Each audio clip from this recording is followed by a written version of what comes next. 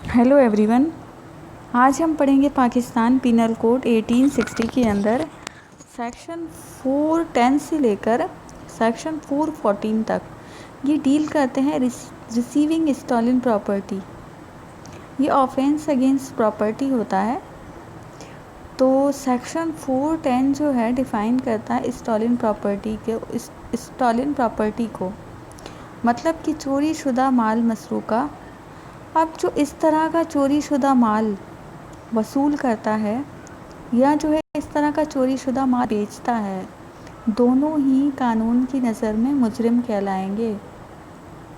कौन? जो चोरी शुदा माल वसूल करता है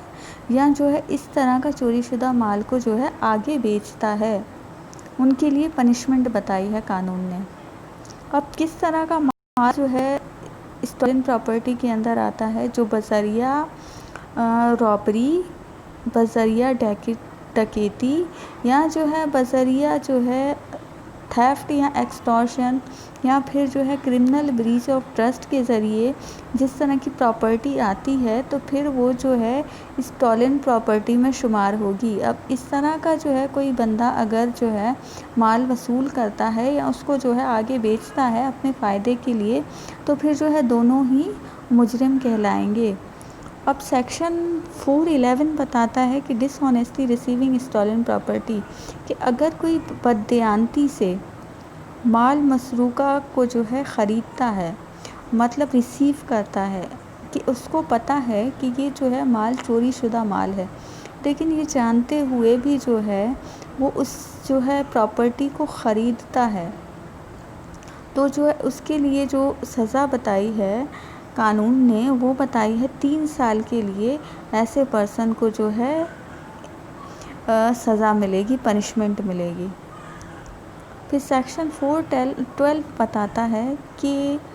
जो है dishonestly receiving property in dacoity theft, कि जो है जो ऐसी प्रॉपर्टी जो है बजरिया डकैती या थेफ्ट से जो है आती है, तो जो है कोई ऐसी प्रॉपर्टी वसूल करता है, उसको पता है कि ये जो है माल मसरूका है, ये चोरी शुदा माल है, ये जो है बजरिया डकैती जो है ये माल आया है, लेकिन ये जानते हुए भी उसको वसूल करता है, तो उसकी जो पनिशमेंट कानून ने बताई है वो कुछ ज़्यादा है। वो है 10 साल के लिए, क्योंकि उसको इस बात का इल्म है, वो जानबूझकर ऐसा कर रहा है कि जो कोई चोरी शुदा माल है उसको जो है वसूल कर रहा है, तो उसके लिए जो पनिशमेंट है वो है 10 साल तक की। फिर सेक्शन 413 बताता है कि हैबिचुअली डीलिंग स्टॉलन प्रॉपर्टी, कि अगर जो है कुछ लोग आदतन इस तरह की डीलिंग करते हैं, किस तरह की कि चोरी शुदा माल को वसूल करते हैं, फिर जो है वो आगे उसको बेचते हैं। जिस तरह से एक तरह से इनका जो है ये कारोबार होता है, ये डीलिंग करते हैं एक दूसरे से, कि चोरी शुदा माल को वो वसूल करते हैं कम प्राइस में, उसके बाद उसको दुगनी कीमत में जो है आगे सेल करके जो है अपना फ़ायदा करते हैं। फॉर एग्ज़ाम्पल कि अगर कोई मोबाइल स्नैच करके आ गया, तो आगे जो है किसी ने वसूल कर लिया, किसी शॉपकीपर ने, उसके बाद जो है उसने उसको डबल प्राइस में जो है आगे किसी पर्सन को सेल कर दिया, तो अब ये भी जो है क्राइम है।